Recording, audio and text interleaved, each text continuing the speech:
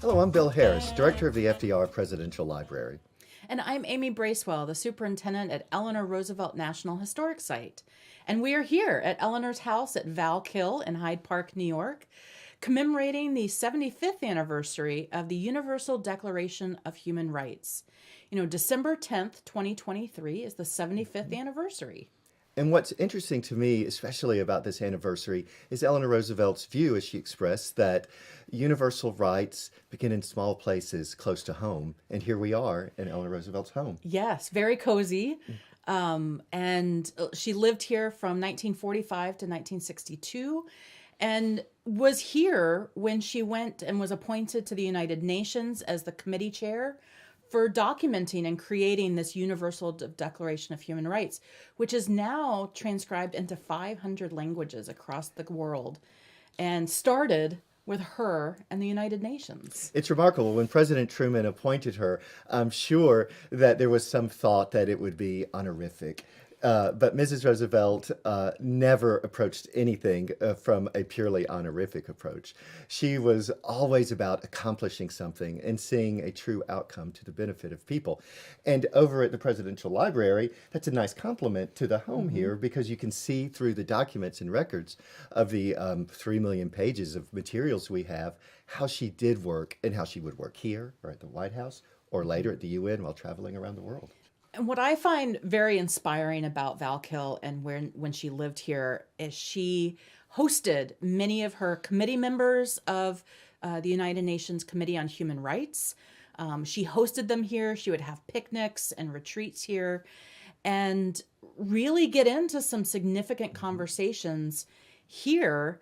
If you also look at her My Day column, which is online and available, she writes about every instance of the meeting and the debates that were going on the floor about each of the 30 articles.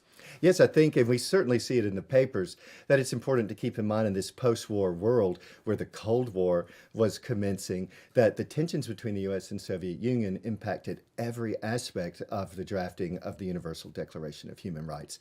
And so to imagine that she could bring people together and listen to people and then help work with them, keeping in mind those geopolitics that were influencing everything, I think is kind of remarkable too. And that it was occurring right here, as well as in New York and Washington and around the world. Absolutely. Well, we had talked about where does universal human rights start close to home. And she did that right here in getting to know her neighbors and going and seeing the world. I think we've discussed in the past of how she loved learning from other people, and she evolved as a human being by learning from others. And I think her role on the Human Rights Council was inspiring. If you think about the world today or the world back then, to be able to go to those lengths to draft something like the Universal Declaration of Human Rights. It's also a testament, I think, to the power of listening. It was a post-colonial world that was evolving after World War II. And I think it's important to think about that context in the post-war period, too, where there had been so much death and destruction of civilians, of innocent non-combatants. And we continue to see the complexities and the challenges of trying to address the difficulties that people face during conflict, and coming out of that, this notion that there must be a way that we can talk about each individual's value versus nation state values. That is the heart of everything, of the heart of conflict, the heart of learning to live together, understanding each other, is that there is a fundamental non-negotiable level of human rights that everyone in the world deserves and has a right to. And it is so remarkable that she led that charge, and it is still relevant today. And there's something that y'all have done on a kids level or a universal all people level of creating a video about the declaration. Yes, we created an animated short, which you can view on the library's YouTube channel. And what it does is it introduces the idea of the Universal Declaration of Human Rights to young people. But also it shows that it wasn't a one-person effort, that Mrs. Roosevelt certainly provided input, but it was really a number of people from around the world, from different cultures, from new nations who contributed to it. And I think it's important to recognize that she wasn't trying to impose her set of values on the entire world.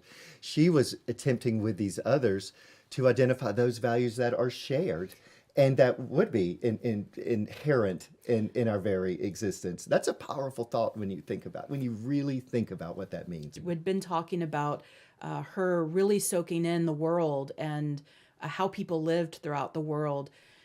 She used that to help craft the Declaration and understand that everyone has these rights. And what was interesting too at the time, and we see this through the papers as well, and through the press at the time, is how many people would approach it as, oh, well, that's very naive, or it doesn't reflect what the true international situation is like. But that's always the case, isn't it? And it seems to me often that that's just an excuse for not doing anything. And you have to kind of get past that. And that's what we see in Eleanor Roosevelt. It's easy to be cynical. It's very easy to be cynical. Mm-hmm. It's a lot harder to have hope and work towards something. And Mrs. Roosevelt, and especially sitting right here in her home, here in Hyde Park, New York, to think that anywhere in the world that, you know, we can start something and we can do something, that's a powerful notion. It's so interesting you said that because it reminded me of how simple she lived here in Hyde Park, but how maybe naive or simplistic you might see her gathering people here. She loved to picnic. Her and President Roosevelt were known for their hot dog picnics on the grounds and hosting kings and queens and having hot dogs. People could say that that was very simplistic, but it was very powerful in getting people on the same level, getting people comfortable with each other, and then digging into those difficult conversations on a human level and not in a stuffy boardroom or in a White House, but here at your home, and being able to understand each other. It helps build, I think, a degree of trust. And again, I think the listening aspect too. I think when you have people who had been under colonial rule, who are now in positions where they have a voice, and to be listened to in that era, when you think about Mrs. Roosevelt's role and the role of President Roosevelt in the world, that sent an incredibly powerful signal to people around the world that not only would the United States dictate the aspects of culture, but that the United States was prepared to work with people and to listen and be inclusive in those views. And you see that, again, I always say through the records, because that's where you can come and study and learn, just as you come here to see how Mrs. Roosevelt lived and where things occurred and how in this environment, which is frankly like my grandmother's house, it is a very warm and inviting place to see that you can bring people into this place and have those conversations. It changes it completely from a boardroom or the White House or another really formal setting. Well, the other special thing about this alcove itself was she continued that push, and she continued not only to learn for herself, but push those human rights and civil rights. She sat right here with John F. Kennedy. Before he was getting into his presidential campaign, he came to ask for her support, and she was reluctant. She said that she wanted to see more of a civil rights platform from him. And they sat right here, and she pushed that. And it is very inspiring when you think of one woman. I mean, she was Eleanor. She was far from one woman, but she ensured that every movement she made, everything that she did, had that tone that we have to be respectful for each other and we have to fight for each other. Well, I think that gets to the broader long-term point, which is you help craft a document. You help get the document through the United Nations without a veto by the Soviet Union. But it's not over then. It isn't done once it's passed, that the work continues, and that Mrs. Roosevelt knew that if she didn't continue to use her platform, then there was a risk of loss of what had been achieved, because there's no guarantee ever that what's achieved is permanent and that it must always be advocated for. And so to see her, even at that late stage in 1960, like only a couple of years before her death, not being not giving her easy blessing to a presidential candidate, but wanting to understand what he might do. It's just her continuing to work. And there could be criticism about the Universal Declaration, that it was imposing a set of values on parts of the world. But I think if you kind of, again, strip away some of the politics around it and really get to the heart of what it means, then it is civil rights. Then it's all rights that ultimately come down to how an individual will live and work respectfully with others in our lives. And again, it sounds all like very grand language, but we're sitting here in her very comfortable living room of Val-Kill Cottage, and away from the estate of Springwood, only a couple of miles away, and the formality even of the research room where you conduct research. And you see that you get the full picture, so that when you come see here, you should come over to the museum and see the context of all of this unfolding, just as if you're conducting research or visiting the museum.